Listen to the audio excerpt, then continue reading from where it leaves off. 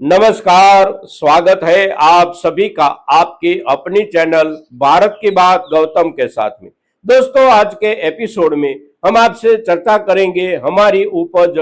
Soybean की। और soybean की हमारी उपज पिछले कुछ दिनों से भावों को लेकर कुछ मिले जुले रुख के साथ बाजार में बिक रही है, किंतु भावों में कोई बड़ा उलटफेर नहीं हुआ है। और बड़ा उलटफेर नहीं होने का मतलब, नहीं होने का अर्थ जो भी है उसकी भी चर्चा करेंगे। साथ साथ आने वाले समय में हमारी सोयाबीन की उपज के भावों की स्थिति में बदलाव कैसा आ सकता है, कब तक में आ सकता है, कितना आ सकता है, और उसके साथ कौन कौन सी वजह जुड़ी होगी, वह सभी के सभी मुद्दों के ऊपर चर्चा करें। उसके पहले वर्तमान बाजार भाव की स्थिति की ओर एक नजर डालें। वर्तमान बाजार भाव के लेवल को समझने का प्रयास करें तो आज का दिनांक है 21 अप्रैल 2026 और दिन है मंगलवार का। मंगलवार का दिन है तो कृषि उपज मंडियों में कारोबार का दिन है, किंतु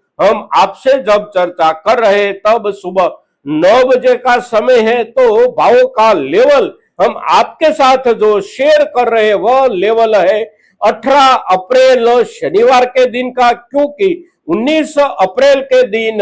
रविवार की वजह से अवकाश का दिन था और कल 20 अप्रैल के दिन सोमवार होने के बावजूद भी बाजार में कारोबार नहीं हुआ था, क्योंकि कल के दिन अक्षय तृतीया की वजह से अवकाश था। इसलिए अंतिम दिन शनिवार के दिन बाजार के भावों का लेवल तो हमारी सोयाबीन की उपज निचले दर्जे से जो शुरू होती है वह होती है प्रति क्विंटल 4,400 4,450 रुपये से, और ऊपर में पहुंचती है अच्छे से अच्छी क्वालिटी हो, अच्छे से अच्छी साफ सफाई करके बाजार में लाई गई हमारी किसानी उपज मिल क्वालिटी सोयाबीन 5,700 5,725 50 रुपये तक भी कोई बाजार में बिकी थी। अब भाव का ये जो लेवल है, ये लेवल पिछले पूरे सप्ताह के दौरान देखे तो यहीं पर रुका हुआ है। कहीं पर कुछ सामान्य नरमी यानी कि 25-50 रुपये क्विंटल के हिसाब से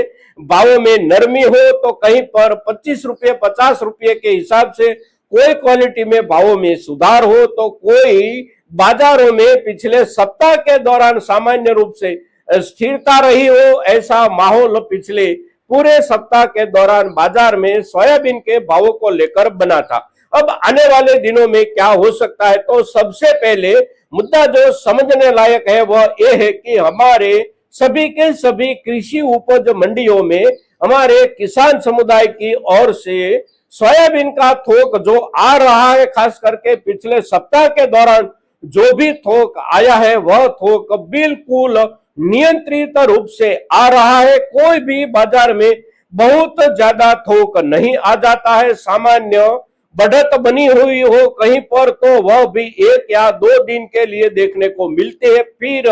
बाजार में उसी ही बाजार में नियंत्रण आ जाता है। यानी कि हमारे किसान समुदाय की ओर से बाजार में सोयाबीन की नियंत्रित होती जाती थोक हमारी सोयाबीन की उपज के बाजार भावों को एक सपाटी पर, एक लेवल पर स्थिरता प्रदान करने में सबसे बड़ी भूमिका निभा रहा है। दूसरा मुद्दा जो है हमारी इस समय की सोयाबीन के बाजार भावों की स्थिरता का, वह मुद्दा है अभी इस समय के दौरान और आने वाले कुछ नजदीकी समय, यानी कि महीने भर के लिए बोले, 2 महीने भर के लिए बोले तो भी किसी भी देश से हमारे देश में आता हुआ सोया तेल जो आयाती सोया तेल के रूप में आता है, वह आयाती सोया तेल सस्ते दामों से वहां पर से मिल जाए और फिर उसके ऊपर कोई ज्यादा खर्च ना लगे और हमारे देश तक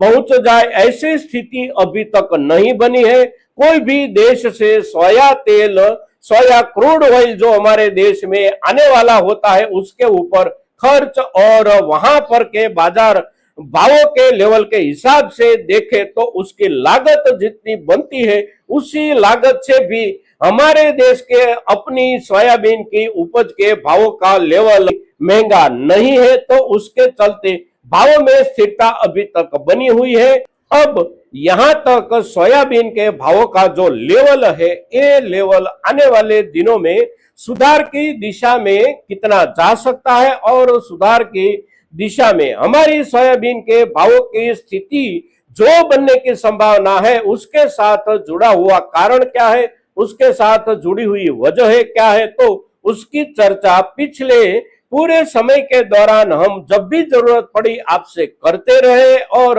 आज के दिन भी अवश्य आपको हम बताना चाहते हैं कि हमारी सोयाबीन की जो उपज है, इस उपज से अमेरिका में बायोडीजल की प्रोडक्ट बढ़ाने का कार्यक्रम जो हाथ पर लिया गया है, वह कार्यक्रम का एक असर हमारी सोयाबीन की उपज के अमेरिकी बाजार में अवश्य पड़ रहा है। साथ साथ अर्जेंटीना हो, ब्राजील हो, अमेरिका हो, ये तीनों के तीनों देश जो सबसे ज्यादा सोयाबीन की उपज लगाते हैं और सोयाबीन की उपज उत्पन्न करते हैं, ये सभी देशों से चाइना की ओर से कच्चा सोयाबीन, खड़ा सोयाबीन जो खरीदा जाता है, वह खरीदारी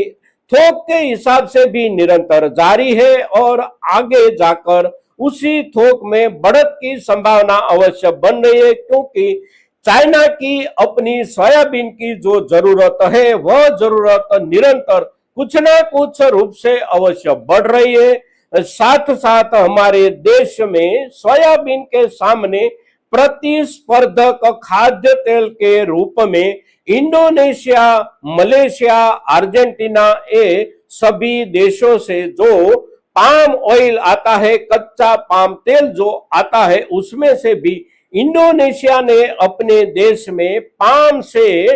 बायोडीजल की प्रोडक्ट ज्यादा बढ़ाने का जो निर्णय किया है, उसके चलते पाम तेल के सप्लाई और